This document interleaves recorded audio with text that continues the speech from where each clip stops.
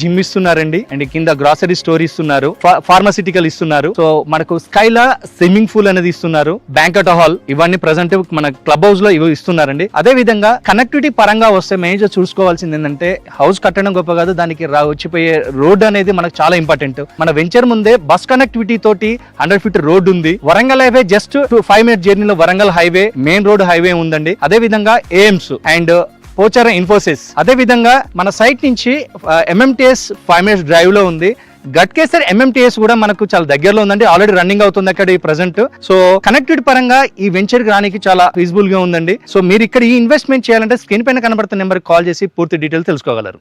Hi, welcome to SYR real estate YouTube channel.